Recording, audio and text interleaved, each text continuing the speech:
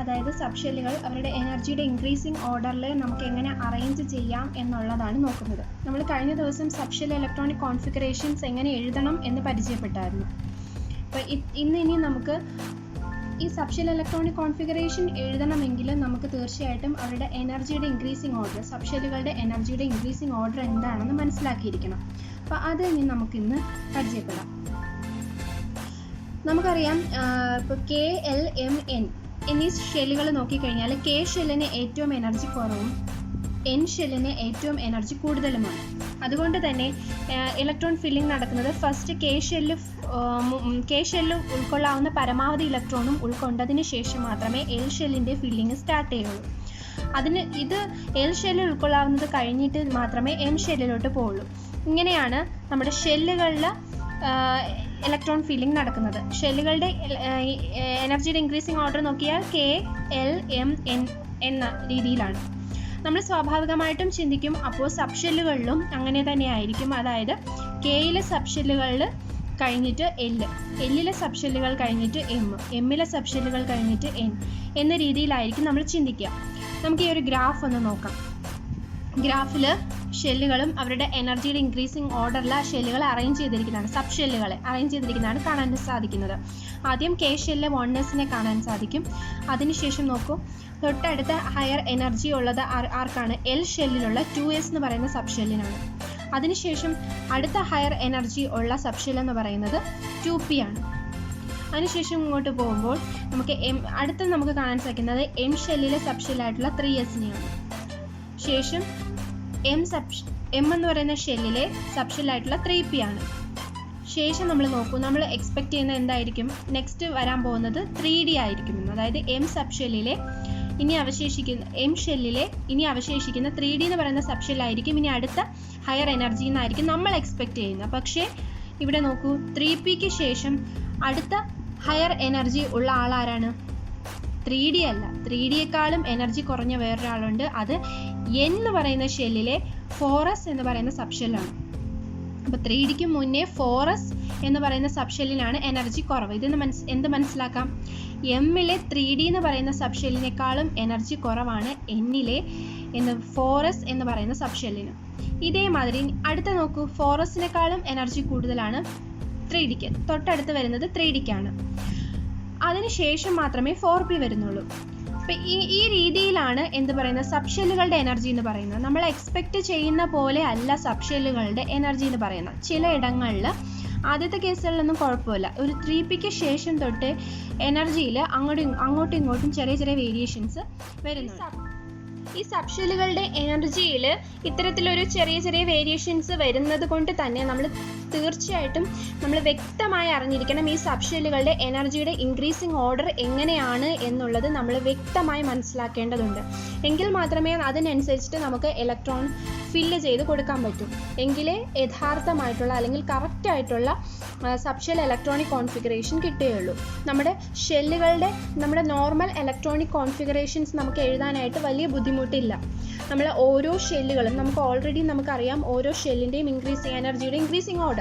അപ്പോൾ അതനുസരിച്ചിട്ട് പിന്നെ നമ്മൾ മനസ്സിലാക്കിയിരിക്കേണ്ടത് ഓരോ ഷെല്ലിലും ഉൾക്കൊള്ളാവുന്ന പരമാവധി ഇലക്ട്രോണുകൾ എന്താണെന്ന് മനസ്സിലാക്കിയിരുന്നാൽ കൂടി നമുക്ക് വളരെ എളുപ്പത്തിൽ തന്നെ ഇലക്ട്രോണിക് കോൺഫിഗറേഷൻ എഴുതാൻ സാധിക്കും. പക്ഷേ ഈ സബ് ഷെല്ലുകളുടെ കേസിൽ വരുമ്പം ഈ സബ് ഷെല്ലുകളുടെ ഇലക്ട്രോണിക് കോൺഫിഗറേഷൻ എന്ന് പറയുന്നത് കുറച്ച് കോംപ്ലിക്കേറ്റഡ് ആണ്. അത് എന്തുകൊണ്ടെന്ന് വെച്ച് കഴിഞ്ഞാൽ അവരുടെ എനർജീസിലുള്ള ഈ ഒരു ചെറിയ വേരിയേഷൻസ്, അതായത് നമ്മൾ എക്സ്പെക്റ്റ് ചെയ്യുന്ന പോലത്തെ ഒരു ഇൻക്രീസിങ് ഓർഡറിലല്ല സബ് ഷെല്ലുകളിലെ എനർജിയുടെ ഇൻക്രീസിങ് ഓർഡർ വരുന്നത്. അപ്പോൾ അത് നമ്മൾ വ്യക്തമായിട്ട് മനസ്സിലാക്കിയിരുന്നാൽ നമുക്ക് ഇലക്ട്രോണിക് കോൺഫിഗറേഷൻ കറക്റ്റായിട്ട് എഴുതാൻ സാധിക്കും. അപ്പോൾ അത് പെട്ടെന്ന് മനസ്സിലാക്കാൻ വേണ്ടിയിട്ടുള്ള ഒരു ട്രിക്കാണ്, അല്ലെങ്കിൽ കണ്ടുപിടിക്കാനുള്ളൊരു മാർഗ്ഗമാണ് ഇനി എക്സ്പ്ലെയിൻ ചെയ്യാൻ പോകുന്നത്. ഇതിനായിട്ട് നമ്മൾ ചെയ്യേണ്ടതെന്ന് വെച്ച് കഴിഞ്ഞാൽ സബ് ഷെല്ലുകളെല്ലാം 1 by 1 ആയിട്ട് ഒരു കോളമായിട്ട് എഴുതുക. അതായത് 1s, 2s, 3s, 4s അങ്ങനെ സബ് ഷെല്ലുകളെല്ലാം ഒരു കോളമായിട്ട് എഴുതുക. ഓക്കെ, തൊട്ടടുത്തായിട്ട് അടുത്തത് പി സബ് ഷെല്ലുകൾ അടുത്തൊരു കോളമായിട്ട് താഴെയായിട്ട് എഴുതുക. 2p, 3p, 4p, 5p, 6p ഇങ്ങനെ അത് അടുത്തൊരു കോളമായിട്ട് എഴുതുക. തൊട്ടടുത്തായിട്ട് ഡി സബ് ഷെല്ലുകൾ അടുത്തൊരു കോളമായിട്ട് എഴുതുക.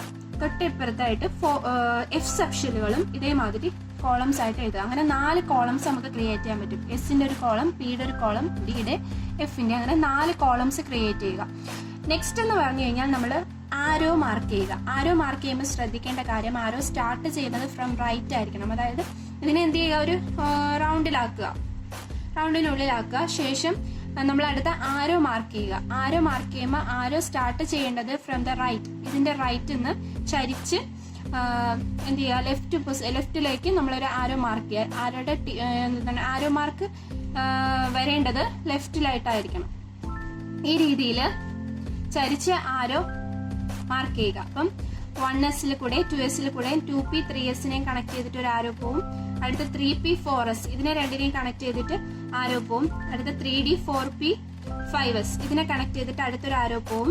അടുത്തത് 4d 5p 6s. അടുത്തത് 4p 5d 6p 7s ഇതിനെ കണക്ട് ചെയ്തിട്ട് അടുത്തൊരു ആരോ പോവും. അടുത്തത് 5f 6d 7p ഇതിനെ കണക്ട് ചെയ്തിട്ട് അടുത്തൊരു ആരോ പോവും. ഇങ്ങനെ ആരോ മാർക്ക് ചെയ്തതിന് ശേഷം നെക്സ്റ്റ് നമ്മൾ ചെയ്യേണ്ടതെന്ന് വെച്ച് കഴിഞ്ഞാൽ ഫസ്റ്റ് ആരോയുടെ ഈ ഒരു ആരോ എൻഡ് ഉണ്ടല്ലോ, അതിനെയും അടുത്ത നെക്സ്റ്റ് ആരോയുടെ സ്റ്റാർട്ടിംഗ് പോയിന്റ് ഉണ്ടല്ലോ, അത് തമ്മിൽ നമ്മൾ ഡോട്ടഡ് ലൈൻസ് കൊണ്ട് കണക്ട് ചെയ്യുക. അങ്ങനെ എല്ലാ ആരോസിനെയും ഇതേമാതിരി ഈ ആരോ തൊട്ട് മുകളിലത്തെ ആരോയുടെ എൻഡിങ്, അതായത് ആരോ മാർക്ക് ഉണ്ടല്ലോ, ആ ആരോ മാർക്ക് തൊട്ട് അടുത്ത ആരോ തൊട്ടടുത്തുള്ള ആരോയുടെ സ്റ്റാർട്ടിംഗ് പോയിന്റുമായിട്ട് ഇങ്ങനെ ഡോട്ടഡ് ലൈൻസ് യൂസ് ചെയ്തിട്ട് എന്ത് ചെയ്യുക, കണക്ട് ചെയ്യുക. ഇതെല്ലാം ഇതേമാതിരി ഡോട്ടഡ് ലൈൻസ് യൂസ് ചെയ്തിട്ട് കണക്ട് ചെയ്യുന്നു. നെക്സ്റ്റ് വൺ എന്ന് വെച്ച് കഴിഞ്ഞാൽ നമ്മളിപ്പം ആരോ ഫ്രം ഹിയർ ടു ഹിയർ അല്ലേ, ഇങ്ങനെയല്ലേ പോകുന്നത്. അപ്പം എന്തായാലും തീർച്ചയായിട്ടും ഇതിങ്ങനെ ആയിരിക്കും പോവുക. നമ്മളിൽ വഴി വരയ്ക്കൂലേ, നമ്മൾ ചെയ്യാറുണ്ടല്ലോ വഴി കാണിക്കുക എന്നൊക്കെ പറഞ്ഞിട്ട്, അതേമാതിരി ഏതാണ്ട് ഇങ്ങനെ ആരോ പോകുമ്പം ഒബ്വിയസ്ലി ഇതിങ്ങനെ തന്നെ മുന്നോട്ട് പോകും. അപ്പൊ ഈ ആരോ മാർക്സ് എല്ലാം തന്നെ ഇതേമാതിരി ഇങ്ങനെ കൊടുക്കാം. ഓക്കെ, ഇനി നമുക്ക് ഈ വഴിയെ തന്നെ വരാം. നമ്മളില്ല വഴി കണ്ടെത്തുക പോലെ തന്നെ നമ്മൾ ഈ ഒരു വഴിയെ നമുക്ക് സഞ്ചരിച്ച് വരാം. ഇങ്ങനെ നമ്മൾ പോകുമ്പോഴത്തേക്കും നമ്മുടെ മുന്നിലൂടെ കടന്നു പോകുന്ന ഓരോ സബ്ഷെല്ലുകളുമായിരിക്കും, ആ സബ്ഷെല്ലുകളും അവരുടെ എനർജിയുടെ ഇൻക്രീസിങ് ഓർഡറിൽ തന്നെ ആയിരിക്കും നമുക്ക് കിട്ടുക. നമുക്കൊന്ന് നോക്കാം. ഇങ്ങനെ പോകുമ്പോൾ ഫസ്റ്റ് 1s, നെക്സ്റ്റ് നമ്മൾ എവിടെ പോകുന്നു 2s കഴിഞ്ഞിട്ട് നമ്മൾ നേരെ എങ്ങോട്ട് പോകുന്നു 2p കഴിഞ്ഞ് 3s കഴിഞ്ഞ് എങ്ങോട്ട് പോകുന്നു 3p കഴിഞ്ഞ് നമ്മൾ എങ്ങോട്ടാണ് പോകുന്നത്, 4sലോട്ടാണ് പോകുന്നത്, അല്ലാതെ 3dയിലോട്ടല്ല. എങ്ങനെയാണിത്, ഇങ്ങനെയാണ് പോകുന്നത്. അപ്പൊ 3pയെക്കാളും തൊട്ട് അടുത്ത എനർജി കൂടിയ ആള് 4s ആണ്. ഇനി 4s കഴിഞ്ഞാൽ 4sൽ നിന്ന് നേരെ നമ്മൾ എങ്ങോട്ടാണ് പോകുന്നത് 3d. അപ്പൊ 4sന് ശേഷം അല്ലെങ്കിൽ 4sനേക്കാളും എനർജി കൂടിയ ആളാണ് 3d എന്ന് മനസ്സിലാക്കാം. അതിനുശേഷം നമ്മൾ പിന്നീട് പോകുന്നത് 4p കഴിഞ്ഞ് നെക്സ്റ്റ് പോകുന്നത് 5sലാണ്. അപ്പൊ നമ്മൾ ഇതുവരെ എന്ത് ചെയ്യില്ല, 4d തൊട്ടിട്ടില്ല. അപ്പൊ അതിന് മുന്നേ തന്നെ 5sൽ കയറി. 5s കഴിഞ്ഞ് നമ്മൾ നേരെ എങ്ങോട്ടാ പോകുന്നത് 4d. അത് കഴിഞ്ഞ് 5p 6s, അത് കഴിഞ്ഞ് നേരെ 4f, അത് കഴിഞ്ഞ് 5d 6p 7s 5f 6d 7p. ഇങ്ങനെയാണ് നമ്മൾ എന്ത് ചെയ്യുന്നത്, എനർജിയുടെ ഇൻക്രീസിങ് ഓർഡർ, സബ്ഷെല്ലുകളുടെ എനർജിയുടെ ഇൻക്രീസിങ് ഓർഡർ നമ്മൾ കണ്ടുപിടിക്കുന്നത്. വളരെ എളുപ്പത്തിൽ മനസ്സിലാക്കിയെടുക്കാൻ സാധിക്കും. ഈ ഒരു മാർഗത്തിലൂടെ നമ്മൾ ഇതിനെ കണ്ടെത്താൻ ശ്രമിച്ചു കഴിഞ്ഞാൽ നമുക്ക് ഒരിക്കലും ഒരു മിസ്റ്റേക്ക് ഉണ്ടാവത്തുമില്ല, കൃത്യമായിട്ട് കണ്ടുപിടിക്കാൻ സാധിക്കും. അങ്ങനെ അതിന്റെ ഇൻക്രീസിങ് ഓർഡർ താണ്ടെ നമ്മൾ താഴെ എഴുതിയിട്ടുണ്ട്, നോക്കുക. 1s 2s 2p 3s 3p 4s 3d 4p 5s 4d 5p 6s 4f 5d 6p 7s 5f 6d 7p. ഈ ഒരു മാർഗം നമ്മൾ ഓർത്ത് വെക്കുക. വളരെ എളുപ്പമാണ്, നമുക്ക് ഒരിക്കലും ഇതിന് മിസ്റ്റേക്ക് വരത്തുമില്ല. എസിനെ ഒരു കോളാക്കുക, പി ഒരു കോളാക്കുക, ഡി എ എഫിനെ ആരോ മാർക്ക് ചെയ്യുക from right to left. Then എന്ത് ചെയ്യുക, എല്ലാം ഇങ്ങനെ ആരോ മാർക്ക് ചെയ്ത് പോവുക. എന്നിട്ട് എന്ത് ചെയ്യുക, എൻഡ് തമ്മിൽ യോജിപ്പിക്കുക. ആ ഒരു വേയിൽ ഒന്ന് മൂവ് ചെയ്താൽ മതി, നമുക്ക് കിട്ടും, കൃത്യമായിട്ട് കിട്ടും. ഇനി നമുക്ക് കുറച്ച് എലമെന്റ്സിന്റെ ഇലക്ട്രോണിക് കോൺഫിഗറേഷനും നോർമൽ ഇലക്ട്രോണിക് കോൺഫിഗറേഷനും സബ്ഷെൽ വൈസ് ഇലക്ട്രോണിക് കോൺഫിഗറേഷനും എന്താണെന്ന് നോക്കാം. പൊട്ടാസ്യം നമ്മൾ ഓൾറെഡി പരിചയപ്പെട്ടതാണ്. 19 അറ്റോമിക് നമ്പർ എന്ന് പറയുന്നത് 19 ആണ്. അതായത് 19 ഇലക്ട്രോൺസ് ഉണ്ട്. അപ്പോൾ ഇലക്ട്രോണിക് കോൺഫിഗറേഷൻ വന്നിട്ട് 2 8 8 1 എന്നുള്ളതാണ് ഇലക്ട്രോണിക് കോൺഫിഗറേഷൻ വരുന്നത്. ഇതിന്റെ സബ്ഷെൽ വൈസ് ഇലക്ട്രോണിക് കോൺഫിഗറേഷൻ എന്ന് പറയുന്നത് 1s2 2s2 2p6 3s2 3p6 4s1. ഇതാണ് അതിന്റെ സബ്ഷെൽ വൈസ് ആയിട്ടുള്ള ഇലക്ട്രോണിക് കോൺഫിഗറേഷൻ. നെക്സ്റ്റ് വൺ പറയുന്നത് സ്കാൻഡിയം ആണ്. സ്കാൻഡിയത്തിന്റെ അറ്റോമിക് നമ്പർ എന്ന് പറയുന്നത് 21 ആണ്. 21 എന്ന് പറയുമ്പം ടോട്ടൽ നമ്പർ ഓഫ് ഇലക്ട്രോൺസ് എന്ന് പറയുന്നത് 21 ആണ്. അപ്പം ഇലക്ട്രോണിക് കോൺഫിഗറേഷൻ വന്നിട്ട് 2892. ഓക്കെ, ഇതാണ് അതിൻ്റെ ഇലക്ട്രോണിക് കോൺഫിഗറേഷൻ. അപ്പോൾ അതിൻ്റെ സബ്ഷെൽ വൈസ് ഇലക്ട്രോണിക് കോൺഫിഗറേഷൻ എഴുതുമ്പം നോക്കുക, 1s2, 2s2, 2p6, ഇതും പ്രോബ്ലം ഇല്ല. 3s2, 3p6, 4s2, 3d1. ഇവിടെ നോക്കുക, 3s2, 3p6 വരെ വലിയ പ്രോബ്ലം ഉണ്ടാവില്ല. നെക്സ്റ്റ് വന്നിട്ട് 3ഡിയിലല്ല ഫില്ല് ചെയ്യുന്നത്, മറിച്ച് എവിടെയാണ്? 4s2ലാണ്. അതായത് 4s2ൽ 2 ഇലക്ട്രോൺസ്. 4s2നാണ് 3ഡിയെക്കാളും എനർജി കുറവെന്ന് നമ്മൾ പരിചയപ്പെട്ടു. അപ്പോൾ 4sൽ ആ 2 ഇലക്ട്രോൺസ്, 4sൽ കൊള്ളാവുന്ന മാക്സിമം ഇലക്ട്രോൺസിനെ ഉൾക്കൊണ്ടതിന് ശേഷം മാത്രമേ ബാക്കിയുള്ളത് മാത്രമേ എവിടോട്ട് പോവുള്ളൂ? 3ഡിയിലോട്ട്. അതിനേക്കാളും ഹയർ എനർജി ആയിട്ടുള്ള 3ഡിയിലോട്ട് പോവുള്ളൂ. അതുകൊണ്ടാണ് ഇതിൻ്റെ ഇലക്ട്രോണിക് കോൺഫിഗറേഷൻ വന്നിട്ട് ഇങ്ങനെയാവുന്നത്. നമുക്കിത് വേണമെങ്കിൽ എങ്ങനെ എഴുതാമായിരുന്നു?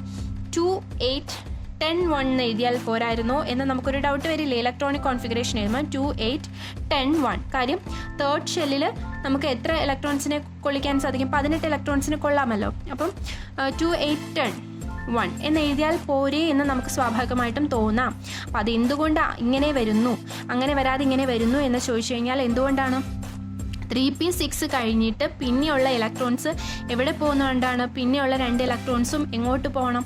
4sൽ പോകണം. 4s ഫില്ല് ചെയ്തതിന് ശേഷം മാത്രമേ 3ഡിയിൽ ഇലക്ട്രോൺസ് ഫില്ല് ചെയ്യാൻ പാടുള്ളൂ. കാര്യം ലോവർ എനർജി 4sനാണ്. അതുകൊണ്ടാണ് 4s ഫില്ല് ചെയ്തതിന് ശേഷം 3ഡിയിൽ വരുന്നത്. അപ്പം മൂന്നാമത്തെ ഷെല്ലിൽ ആകെ എത്ര ഇലക്ട്രോൺസ് ഉണ്ട്? 6ഉം 2ഉം 8, 1ഉം 9 ഇലക്ട്രോൺസ്. നാലാമത്തെ ഷെല്ലിൽ 2 ഇലക്ട്രോൺസ്. ഓക്കെ, നെക്സ്റ്റ് വൺ നമുക്ക് ടൈറ്റാനിയം നോക്കാം. ടൈറ്റാനിയത്തിന്റെ അറ്റോമിക് നമ്പർ എന്ന് പറയുന്നത് 22 ആണ്. അതായത് നമ്പർ ഓഫ് ഇലക്ട്രോൺസ് എന്ന് പറയുന്നത് 22 ആണ്. അപ്പോൾ അതിന്റെ ഇലക്ട്രോണിക് കോൺഫിഗറേഷൻ എന്ന് പറയുന്നത് 2, 8, 10, 2. 2, 8, 10, 2. ഇവിടെ നമുക്കൊരു ഡൗട്ട് വരാം, എന്തുകൊണ്ട് 2, 8, 11, 1 എന്ന് വന്നുകൂടാ? കാര്യം തേർഡ് ഷെല്ലിൽ നമുക്ക് എത്ര ഇലക്ട്രോൺസിനെ? 18 ഇലക്ട്രോൺസിനെ ഉൾക്കൊള്ളിക്കാമല്ലോ. ഇവിടെ പറഞ്ഞ സെയിം പോലെ ഒരു ഇലക്ട്രോൺ കൂടി ഇവിടെ ഉൾക്കൊണ്ടിട്ട് ബാക്കി ഒന്ന് ഇങ്ങോട്ട് പോയാൽ പോരായിരുന്നോ എന്ന് തോന്നില്ലേ? അപ്പം അത് എന്തുകൊണ്ടാണെന്നുള്ളത് നമുക്ക് ഇതിൻ്റെ ഒരു സബ്ഷെൽ വൈസ് ഇലക്ട്രോണിക് കോൺഫിഗറേഷൻ എഴുതുമ്പോൾ മനസ്സിലാവും. നമുക്ക് എഴുതാം 1s2, 2s2, 2p6, 3s2, 3p6. 3p6 fill ചെയ്ത് കഴിഞ്ഞാൽ നെക്സ്റ്റ് ഇലക്ട്രോൺസ് എങ്ങോട്ട് പോകണം? 4s. 4sൽ ഉൾക്കൊള്ളാവുന്ന എത്ര ഇലക്ട്രോൺസിനെ?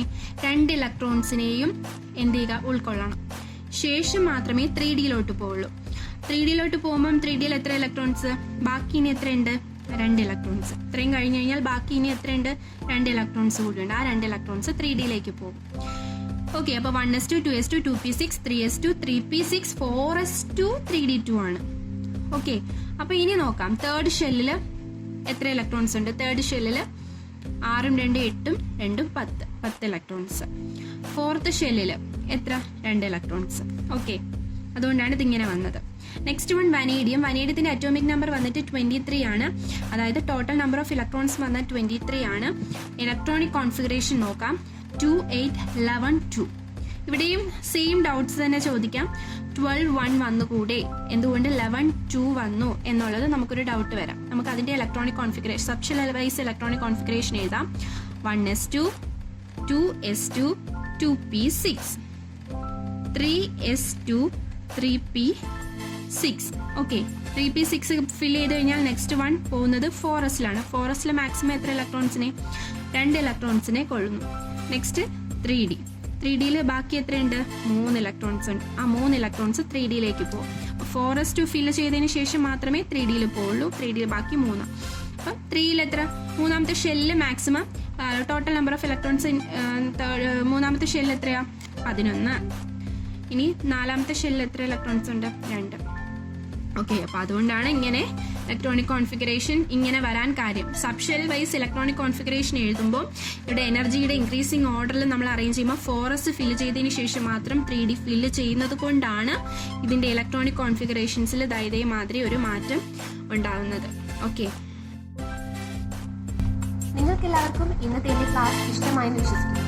ഇഷ്ടമായെങ്കിൽ ലൈക്ക് ചെയ്യുക, ഷെയർ ചെയ്യുക, സംശയങ്ങൾ കമന്റായി രേഖപ്പെടുത്തുക. കൂടുതൽ വീഡിയോസിനായിട്ട് എൻ്റെ ഈ ചാനൽ